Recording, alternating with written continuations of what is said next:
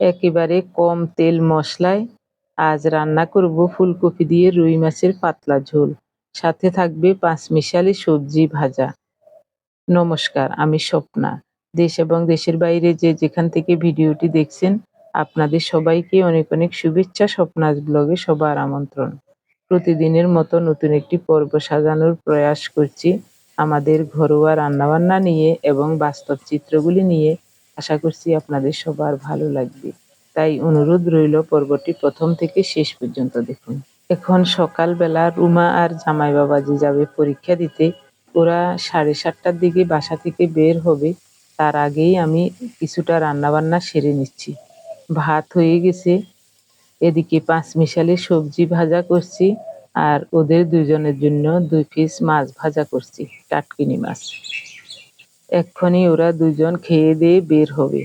তারপরেই আমার যুদ্ধ আরম্ভ হবে 2 নাতিকে নিয়ে। ঘরের সমস্ত কাজ সামলিয়ে সবকিছু গুছিয়ে আবার ফেনীর দিকে রওনা দিতে হবে। প্রতিদিন রুমা পরীক্ষা দিতে যাওয়ার সময় অর্জন খুব কান্নাকাটি করে যাওয়ার জন্য। আজ ওকে বোঝানো হয়েছে মা বাবা চলে গেলে ওর ভাইকে রাখতে হবে, এদিকে কাপড় চোপড়গুলি গুছাতে হবে। এইসব দায়িত্ব দেওয়াতে ও খুবই খুশি। ও রান্নাঘরে এসে বারবার বলছে, দিদা তাড়াতাড়ি রান্না শেষ করেন, আমরা দুজন মা বাবা চলে গেলেই কাজ শুরু করব, তাড়াতাড়ি রান্না শেষ করেন। সারাদিনের কর্মকাণ্ড অল্প অল্প করে দেখানোর চেষ্টা করব।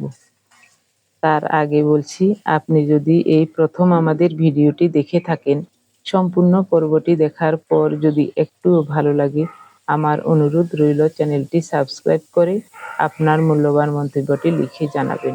ফেসবুক থেকে ভিডিওটি দেখে থাকলে পেজটি ফলো, লাইক, শেয়ার করে আপনার মূল্যবান মন্তব্যটি লিখে জানাবেন। যে কোনো গঠনমূলক মন্তব্য করতে পারেন, কোনো সমস্যা নেই। আমি আপনাদের সকল মন্তব্যের উত্তর দেব। রুমা এবং জামাই বাবাদের জন্য অল্প করে ভাত রান্না করেছি, তো শুধু মাছের ভাজা আর পাঁচমিশালি ভাজা দিয়ে ওদেরকে ভাত দিলাম। এদিকে অর্জন মহা খুশি ওকে কিছু কাজের দায়িত্ব দেওয়াতে। ও শুধু আমাকে বলছে, দিদা তাড়াতাড়ি করেন, কাজ শুরু করব।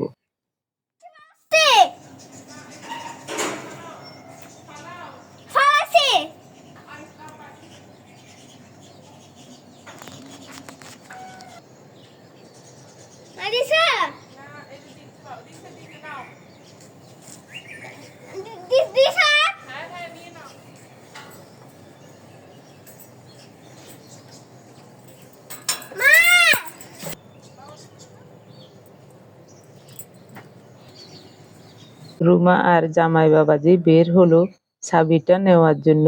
অর্জন একটা রশি ফেলেছে, ওই রশিতে চাবিটা বেঁধে দিয়েছিল। জামাই বাবাজিরও একটা পরীক্ষা আছে আগামী 23 তারিখে। ওই পরীক্ষাটা দিয়ে তারপরে ফেনী যাবে। ফেনী গিয়ে রুমাদেরকে নিয়ে একবারে কক্সবাজার চলে যাবে। আজ আমাদের বাসা থেকে বের হয়ে যাচ্ছে। এখন ওর সাথে যারা পরীক্ষা দিতে আসছে তাদের সহ একত্রে থাকবে এক বাসায়, তাই ব্যাগ নিয়ে বের হয়ে গেল। কি সুন্দর ফুল গাছ! বাবা বাবা বাবা, কি দারুণ রে না পরান গো, কত সুন্দর ফুল গাছ! বাহ! ও চামচ একটা এখানে কেন? চামচ এটা নিয়ে আসো। এই বিচিংকিতে নি রাখো। আসলে আমরা কাজটা কাজ শুরু করবে। আচ্ছা ঠিক আছে। বলছিলাম মা বাবার গেলে গেলে যায় কাজ শুরু করে দেরি করা যাবে না। হ্যাঁ, দেরি করা যাবে না। ওখানে রাখো, এখানে এখানে ওই সিঙ্কিতে রাখো, বেসিনে রাখো। এই ঠিক আছে। নাই সুখী নাই সুখ পেতে বসো, ময়নার সুখে ঘুম নাই ঘুম দিয়া যাও, বাটা ভরা পান দেব গাল ভরে খেও, ঘুম পাড়ানি মাসি পিসি মোদের বাড়ি এসো, খাট নাই চকি এসো এসো আমার প্রাণ গোবিন্দ, এসো দয়া করে, প্রাণের ভাই নিতাইকে সঙ্গে লই এসো এই আসরে, এসো এসো আমার প্রাণ গোবিন্দ, এসো। কি নিরলা, আসলে সব করে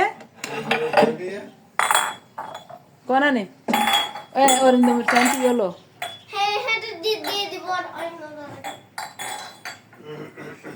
আরে মা,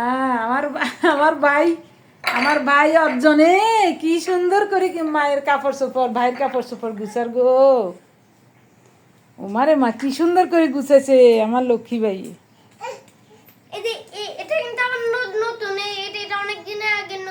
হ্যাঁ, এটা তো অনেক আগে মনে হয় আমি সিলাই দিছিলাম, গায়ে দেয় না।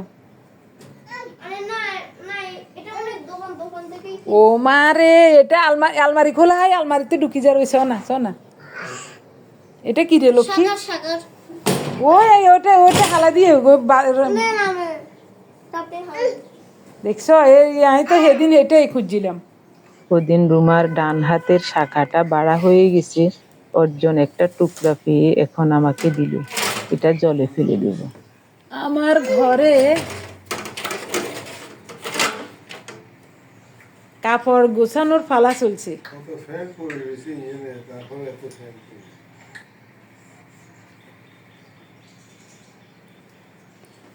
এই এই ময়না পাখি,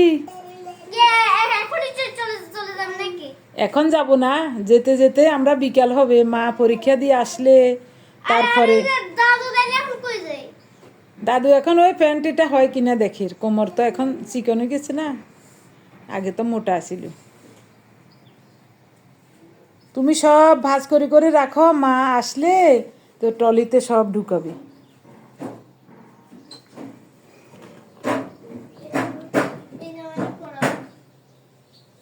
এটাতে ঢুকাবে, এটাতে অনেক কিছু ধরবে।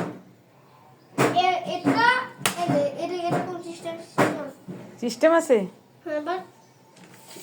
ওরে বাপরে, ওরে বাপরে, থাক থাক থাক, এখন থাক, এখন থাক, এখন থাক, তুমি শুধু ভাঁজ করে করে রাখো, মা আসলে তখন ঢুকাবে। আমি আর একটা তরকারি রান্না করব, ভাত রান্না করব, কত কাজ রে ভাই। হয়নি হয়নি, তোমার করনি তো রাখি দো। এই এখন এখন ঢুকাই না, এখন ঢুকাই না, মা আসলে। ও ও শপিং ব্যাগ এটা সহ টলিতে ঢুকাইবো। দেখছনি কি ভাজ করছে গো, কি সুন্দর করি। মার কাপড় এক ভিন্নে, ভাইয়ের কাপড় এক ভিন্নে, নিজের কাপড় এক ভিন্নে। কত লক্ষ্মী আমার ভাই আমার। কি রে, আরেকটা কি করিস? আমি তোমাদের কাণ্ড কারখানা সব রেখে দিচ্ছি।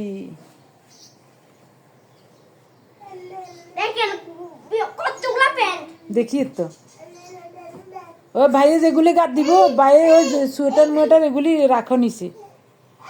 ও সুন্দর না না, সোয়েটার ঢুকাইও না। তুমি যে ওই ভাইয়ের সোয়েটার একটা মোটা দেখাইছো, ওটা রাখো, গাড়িতে তো ঠান্ডা লাগবে না, বিকালবেলা যাবো না আমরা, ঠান্ডা লাগবে, ওটা গায়ে দিব। যেগুলি গায়ে দিব, হ্যাঁ যেগুলি গায়ে দিব ওগুলি ওখানে রাখো। এই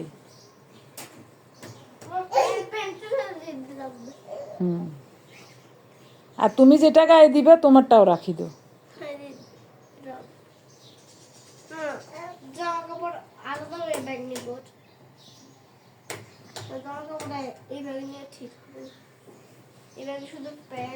তুমি এত সুন্দর করে ভাঁজ করা কোত্থেকে শিখছো লক্ষ্মী? টিভি দেখি দেখি কি আগো কয়, টিভি দেখি দেখি শিখছে বলে। কোট নেই, কোটের ফ্যান নেই, ল না কোট নিতা না তো যাইতাম না। এই ইয়ার গো বাইতে মমতার গো বাইর যামু, আবার অর্জনের গো বাইর যামু, কোটলো।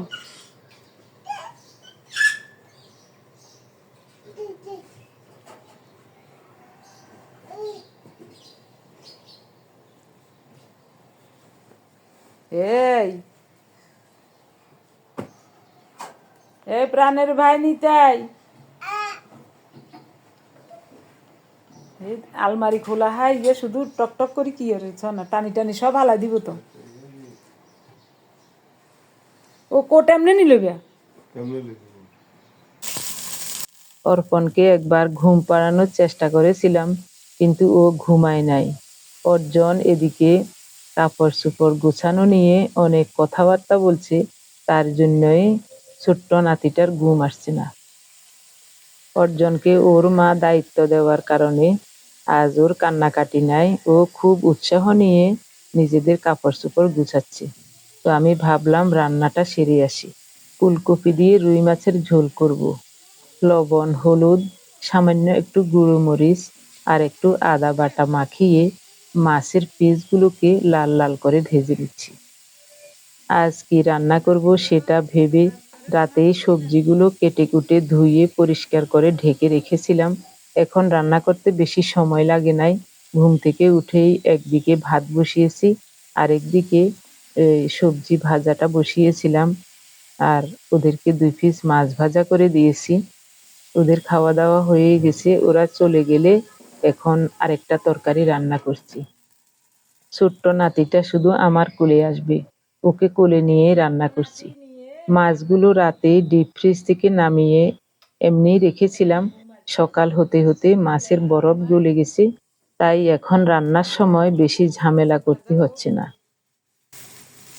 সব কিছু গুছাইছে ওই যে ব্যাগে ব্যাগে সব আমার কাছে অবাক লাগে আমার ছোট্ট নাতি এক টুকরো ছোট্ট নাতি ওদের সব কিছু মা যেভাবে যেভাবে বলছে ওভাবে ভাবে সব গুছিয়ে নিছে মা এসে শুধু ট্রলিতে ঢুকাবে ওখানে না ওখানে না এখানে রাখো ওই এখানে থাকবে এটা হ্যাঁ এইখানে থাকবে বাস মোটামুটি আমাদের গুছানো হয়ে গেছে তুমি এবার বসে বসে টিভি দেখো ভাইয়ারে ঘুম নিয়ে আয় কেন পরে আমি রান্না করব তারপর তোমাদের স্নান টান করাবো নাইকো করি দেখো ঝুলি যে হরিদিন তো গেল সন্ধ্যা হলো পার করো আমারে হরিদিন তো এখন না এখন না এখন এটা থাকে এটা বাসায় এলি যখন ঘুম আসবে না তখন এটা চোখের উপর দিবে এখন তো ঘুম আসে এখন একটু দিয়ে সেটা কেমন হরিদিন তো গেল দেন এবার একটু ও মা এবার একটু বন্টুকে বলেন তো বন্টুকে বলি লাভ কি এখন তো আমার ঘুম চলে আসবে না আসলে না তো হরিদিন তো গেল সন্ধ্যা হলো পার করো আমারে জানি করি নাই যার দয়া তারে করো পার আমি দিন ভিখারি নাইকো করি দেখো ঝুলি যে হরিদিন তো গেল সন্ধ্যা হলো পার করো আমারে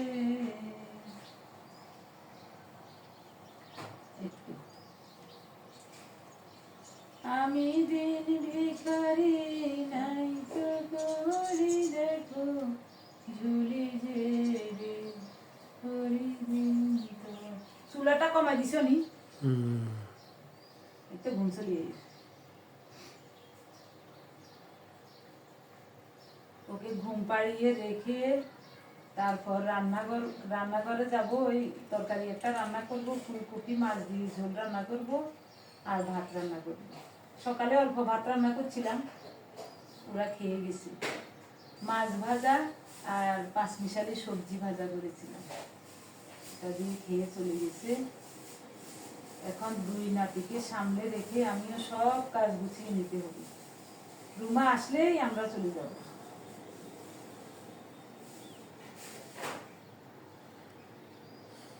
আমার ঠাকুরের আসন সব উল্টা দিছে আমার নাতি গো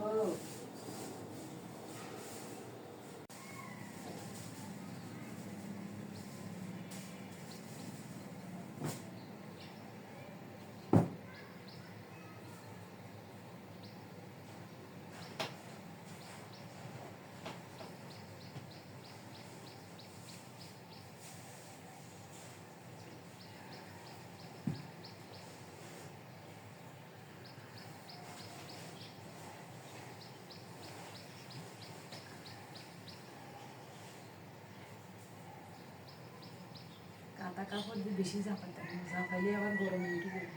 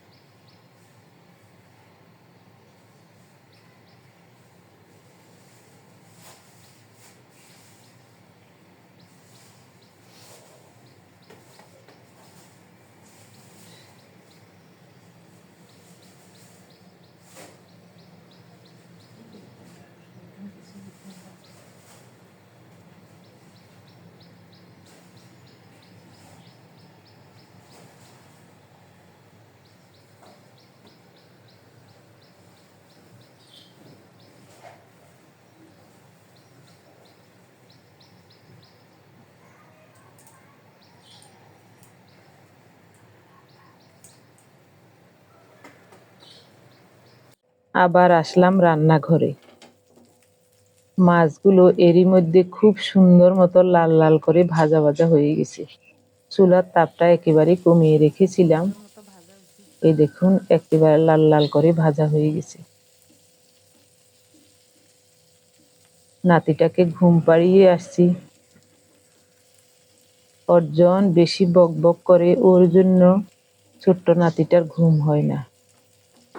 ভাবছিলাম রান্না বান্না সেরে ঘরের সব কিছু গুছিয়ে রেখে ঘরটাকে ঝাড়ু দিয়ে মুছে রেখে যাব, কিন্তু এখন দেখছি জল নাই। ওদিকে আবার মোটরটাও মনে হয় নষ্ট হয়ে গেছে, জল উঠছে না উপরে। কি যে হবে জানি না। আমরা কেউ এখনো স্নানও করি নাই, শুধু খাওয়ার জল ছাড়া আর কোনো জল নাই ঘরে। ভাতও রান্না করি নাই। বাড়িওয়ালাদের কাছে ফোন দিয়েছি, ওনারা বলছেন লোক নিয়ে আসছেন, কখন আসে ঠাকুরই জানেন। মাছের ঝোলে দেওয়ার জন্য শুকনো কড়াইতে দারুচিনি, এলাচ আর অল্প একটু গোটা জিরা টেলে নিচ্ছি। অল্প তাপে খুব সুন্দর মতো ভেজে নেব, তারপরেই এগুলো পাটায় বেটে নেব। শুধু এই মশলা দিয়ে ফুলকপির ঝোল রান্না করব রুই মাছ দিয়ে। তো একটু বেশি করে মাছের ঝোল রান্না করছি। আমরা যা খাই খাবো, বাকিটুকু পার্থর জন্য রেখে যাব ভাগ ভাগ করে।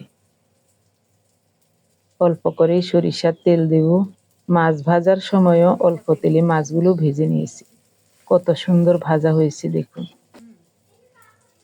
কালো জিরা ফোড়নে দিলাম, একটা কাঁচামরিচও দিচ্ছি তেলে, তাহলে ফোড়নে খুব সুন্দর ঘ্রাণ হবে। স্বাদ মতো তরকারির পরিমাণ লবণ দিয়ে দিলাম। এরপরে ফুলকপিগুলো দিয়ে দিচ্ছি। এবার ফুলকপিগুলোকে নেড়ে চেড়ে একটু লালচে করে ভেজে নেব।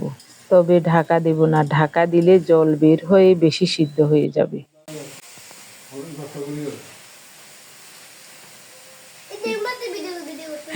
কি তে করে নুনু পুরা ফটোর জন্য তলে বইছ করিয়ে এগুলি সব মা আসলে টলিতে ঢুকাবে। কি সুন্দর করে আমার নাতি ভাজ করে রাখছে গো। আমরা কিছুই বলি নাই, একবারও কিচ্ছু বলি নাই, ও ওর মতোই কাজ করেছি। ফুলকপিগুলো নেড়ে চেড়ে দিচ্ছি, ভাজা হতে থাক। এদিকে আমি কপির ঝোল রান্না করার জন্য কিছু কাঁচামরিচ আর ভাজা মশলাগুলো বেটে নেব। মাঝে মাঝে নেড়ে চেড়ে দিচ্ছি। কপি থেকে কিছুটা জল বের হয়ে কপিটা সিদ্ধও হচ্ছে, ভাজাও হচ্ছে। ঢেকে ঢেকে কষিয়ে নিলে কপিগুলো বেশি সিদ্ধ হয়ে ভেঙে যেত। 1 চা চামচ হলুদ গুঁড়ো দিয়ে কাঁচামরিচ বাটা দিয়ে দিলাম। এবার একটু ঘন ঘন করে নেড়ে চেড়ে আরো কিছুক্ষণ কষিয়ে নেব। এদিকে কপির ঝোলে দেওয়ার জন্য জল ফুটতে বসিয়ে দিয়েছি ওয়াটার হিটারে।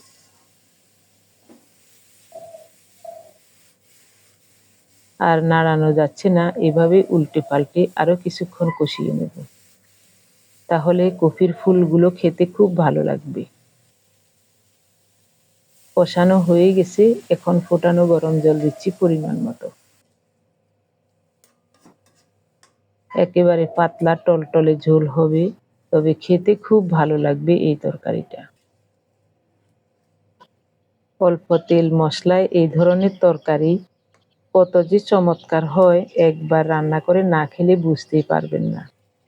আপনারা যারা পেঁয়াজ রসুন ছাড়া তরকারি রান্না করেন না, আপনাদের কাছে এসব দেখতে ভালো লাগবে না, তবে যদি কোনোদিন সাহস করে রান্না করেন, এই রান্নাটার স্বাদ কখনোই ভুলতে পারবেন না। ঢাকা দিয়ে 2-3 মিনিট রান্না করব। কষানোতে কফি সিদ্ধ হয়ে গেছে আর মাছ তো মচমচে করে ভাজা আছে। এবার দেব ভেজে রাখা বাটা মশলাটা, দারুচিনি, এলাচ আর গোটা জিরা।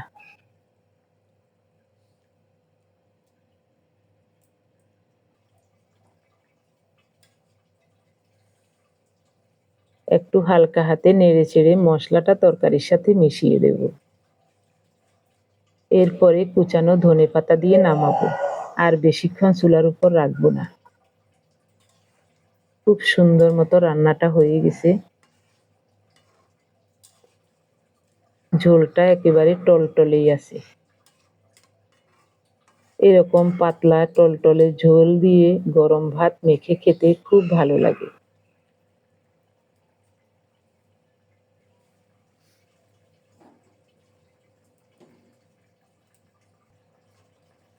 এখান তাহলে নামা লাগেন।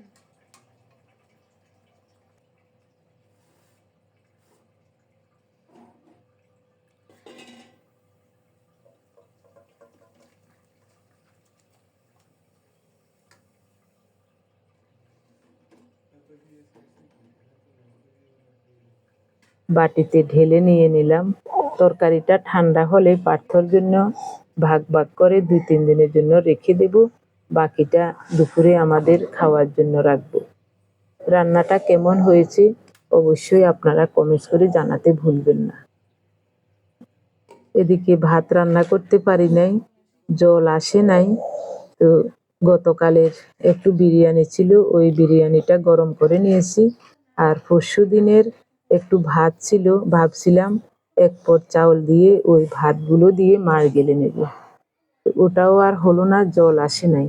চাউলগুলো ধুয়ে রেখেছিলাম, ওটা ফ্রিজে রেখে দিয়েছি। রুমা বাসায় আসলে আমরা সবাই বিরিয়ানি আর ভাত গরম করে রেখেছিলাম, ওগুলি খেয়ে নিয়েছি। আরও একটু ভাত রয়েও গেছে। পার্থ না খেয়ে অফিসে চলে গেছে, ও বলেছে অফিসের ক্যান্টিনে খাবে। তো আমি ওকে বলছি, বাবা চাউল তো ধুয়ে রেখেছি, তাহলে রাতে এসে ভাত রান্না করে, তরকারি তো রান্না করা আছেই, খেয়ে নেবে। ও বলছে আচ্ছা ঠিক আছে। সেই সকাল 9টা থেকে জল নাই বাসায়, কি যে অবস্থা হয়েছে ওই দৃশ্যগুলি আপনাদেরকে দেখাই নাই। 1 ফোঁটা জল ছিল না, শুধু খাওয়ার জল ছাড়া। সকালবেলায় ওরা খেয়ে গিয়েছে, রাতেরও 2-1টা প্লেট রয়েছে। তো রান্নার সব বাসনপত্রগুলো টিস্যু পেপার দিয়ে মুছে মুছে হাঁড়ি পাতিল থালা বাসন সব সিঙ্কের উপর উপুর করে রেখে আসছি। ঘরটাকে কোনো রকম ঝাড়ু দিয়ে নিয়েছি, আর কারোরই স্নান হয় নাই, শুধু কোনো রকম হাত মুখ ধুয়ে নিয়েছি। ভালোভাবে হাত মুখও ধুতে পারি নাই। তো বাড়িওয়ালারা এইমাত্র আসলো একটা লোক নিয়ে, ওনাদেরও দোষ ছিল না, লোকও পাওয়া যাচ্ছে না। যে লোক ওনাদের বিল্ডিং এর সব কাজ করে, এইসব কাজগুলো ওই লোক অন্য জায়গায় কাজ করছিল। তো ওর বলছে কাজ সেরে তারপরে আসবো। আমরা যখন বাসা থেকে বের হয়ে যাচ্ছি, দিনের তখন 3:30 বাজে, তখন ওই লোক নিয়ে বাড়িওয়ালারা 2 জনে স্বামী স্ত্রী আসছেন এবং বলছেন, বাড়িওয়ালা উনি আমাকে বলছেন, আন্টি আমি খুবই লজ্জিত, আজ আপনাদের অনেক কষ্ট হয়েছে। তো আমি বলছি, বাবা এটা তো আসলে কারোরই দোষ ছিল না, মেশিন নষ্ট হয়ে গেছে, কি করা। আমরা কোনো রকমে আগের খাবার ছিল ওটা গরম করে খেয়ে নিয়েছি, তবে থালা বাসন কিছুই ধুতে পারি নাই, ঘরটা আগোছালো ভাবে রেখে যাচ্ছি। তো আমি পার্থর কাছে ফোন করে দিয়েছি, বলেছি বাবা জল তো এখনো আসে নাই, আমি থালা বাসন সব টিস্যু পেপার দিয়ে মুছে মুছে উপর করে রেখে যাচ্ছি, তুমি বাসায় আসলে একটু কষ্ট করে এগুলো ধুয়ে রাখিও। ও বলছে মা আমি ধুয়ে রাখবো, আপনি কোনো চিন্তা করবেন না। আপনাদের সাথে কথাবার্তা বলতে বলতে আমরা রাত 8টার সময় সোমার বাসায় এসে পৌঁছলাম।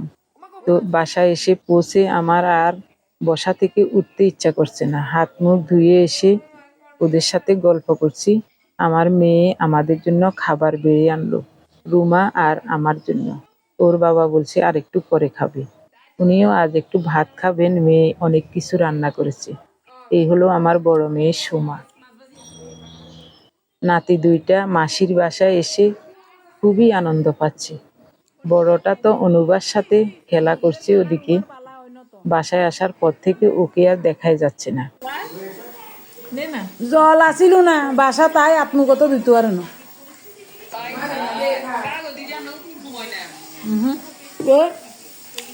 মোটর নষ্ট হয়ে গেছে, আমি মোটর ঠিক করে এদিকে আমার ছোট বোন মমতা ফোন করেছিল, ভিডিও কলে ওর সাথে কথা বলছি আর আমরা ভাত খাচ্ছি।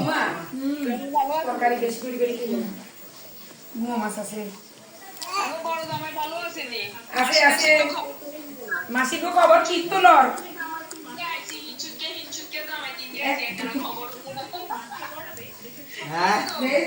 ভালো আছেন নি?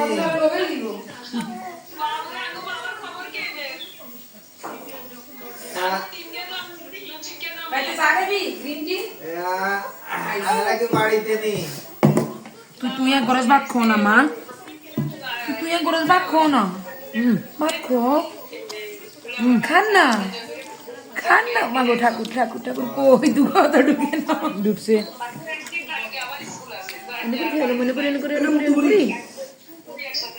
মুতু করছে মুতু করছে মুতু করছে। বাবা অনুবারে কাছে নাই বেলা ইতরে খাবাই দি এরা মামলা করছে রেকর্ড নেওয়ার জন্য। খাইছে নি। এই জন্যই আপনার আমার বড় মেয়ে সোমা আমাদের জন্য কি কি রান্না করেছে এবার বলছি। নদীর চাপিলা মাছের মচমচে ভাজা, আলু ফুলকপি ভাজা, পাঁচমিশালি নদীর ছোট মাছের টানা ভাজা, আবার মৌরলা মাছ টমেটো দিয়ে মাখো মাখো চচ্চড়ি, কই মাছ নতুন আলু দিয়ে ঝোল, টমেটো ধনেপাতা দিয়ে মুসুরির ডাল। মনে এগুন মনে ইলিশের সারে আত্তেও লাগে জন উদা এগুন চাপিলানো অর্ডারের চাপিলানো। তুই এ দুগুণ আঙ্গুর ধরে দিন কি হ্যাঁ কই না 1 কেজিতে মনে 200 টাকা দিচ্ছি। হ্যাঁ রে এটা ঠিক আছে। এগুলো ভাজি শাক তোর মেশো কি মাঝে মাঝে আসেনি ইয়া মাইজরি? আলু ভাজি করতে দিতাম না, আলু ভাজি আছে লাইক দনো। অনু ভাই অনু কে করে? আসো আসো করে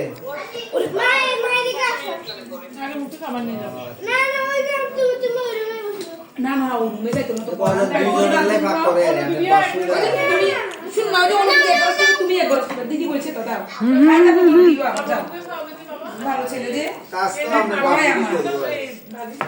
আলু ভাজি আছে এতলে কত দিন অল্প কত এই মেশোর কাজ আরে কষ্ট আরে ধরে গেন্দি অর্জন হই আর অর্পণে দিই একাদশী বসে থাকতে হয়। একাদশী আছে না? আমার বোনের শাশুড়ি মারা গেছেন। আমার মহিমা মায়ের সমতুল্য, অনেক ভালো মানুষ ছিলেন। সামনেই ওনার শ্রাদ্ধ অনুষ্ঠানে আমাদেরকে যেতে হবে। তো মমতার সাথে ওই সব কথাই হচ্ছে। আগামীকাল সকালে আমরা আমার বাবার বাড়িতে যাব। আমার দাদা অসুস্থ, আপনারা তো সবাই জানেন। তো দাদাকে দেখার জন্য আমরা সবাই মিলে যাব। রুমা, সোমা, আমি, আমরা দুজন সবাই মিলে যাব। ওখানে ভালো লাগলে রাতটা থাকবো, তারপর দিন বাড়ি চলে যাব। বাড়ি গিয়ে 2-1 দিন থেকে রুমা চলে যাবে কক্সবাজার। তারপরে বাড়ির কাজগুলো সামলিয়ে নিয়ে বাড়িতে আমাদের আরো একটা ধান কাটা হয়েছে, ধানগুলো বাড়িতে আনা হয়েছে কিন্তু এখনো মাড়াই করা হয় নাই। আমরা গিয়ে ওগুলো মাড়াই করে ওগুলো কি করব দেখা যাবে। তারপরে সবকিছু গুছিয়ে আবার মাইজদি যেতে হবে আমার মহিমার শ্রাদ্ধ অনুষ্ঠানে। অনেক ঝামেলা আছে এবং আনন্দও আছে, সব কিছু আমি আপনাদের সাথে শেয়ার করব। আপনারা সবাই আমাদের ওই ভিডিওগুলি দেখবেন প্লিজ, আশা করি আপনাদের সবার ভালো লাগবে। এখন মেয়ের বাসায় এসে কত যে ভালো লাগছে, যেই বসাতে ছিলাম ওই বসাতেই আমার মেয়ে খাবার এনে দিয়েছে। ও বলছে, মা এখানেই বসে গল্প করতে করতে খান। গরম গরম ভাত তরকারি দিচ্ছে। অনুবা আর অর্জন খেলাধুলা করছে, ফাঁকে ফাঁকে ভাত খেয়ে যাচ্ছে। তবে সব মিলিয়ে আমার কাছে অনেক ভালো লাগছে। অনেকদিন পর এরকম রেডি করা খাবার সামনে পেয়েছি, খেতে খুব ভালো লাগছে। আর রান্নাগুলো খুবই চমৎকার হয়েছে। দেশি কই মাছ নতুন আলু দিয়ে ঝোল রান্না করেছে, অনেক ভালো লাগছে খেতে। আরো একটু ভাত লাগবে, সোমা আমাদের জন্য ভাত আনছে। বাসা থেকে আসার সময় তাড়াহুড়ো করে খেতেও ইচ্ছা করছিল না। বাসে বসে একটু ক্ষুধাও লেগেছিল, তখন বিরতি দিয়েছে। ওই বিরতির সময় আমরা হোটেলে নেমে অনেক কিছু খেয়েছি। ওই ভিডিওটা ধারণ করতে পারি নাই, একবার নাতিকে সামলাচ্ছি, একবার ওটাকে সামলাচ্ছি, এ কারণে ভিডিও করার আর মনেও ছিল না। অনেক কিছু খাইয়েছিল রুমা। তারপরেও এখন ক্ষুধা লেগে গেছে। এখন রাত ৯টা বাজে, তো আমাদের খাওয়া দাওয়া হচ্ছে। আমার প্রিয় ভাই বোন বন্ধু স্বজন, আপনারা যারা প্রতিনিয়ত ভালোবেসে আমাদের ভিডিওগুলি দেখে যাচ্ছেন এবং ভিডিও দেখে সুন্দর ও গঠনমূলক কমেন্টস করে আমাকে কাজ করার শক্তি এবং সাহস জুগিয়ে যাচ্ছেন, আমি আপনাদের সবাইকে জানাই অজস্র অজস্র ধন্যবাদ, অভিনন্দন এবং কৃতজ্ঞতা। সেই সাথে আজকে সম্পূর্ণ পর্বটিও কেমন লেগেছে কমেন্টস করে জানাতে অবশ্যই ভুলবেন না। সবাই ভালো থাকুন, সুস্থ থাকুন। দেখা হবে আগামীকাল বাবার বাড়ি গিয়ে।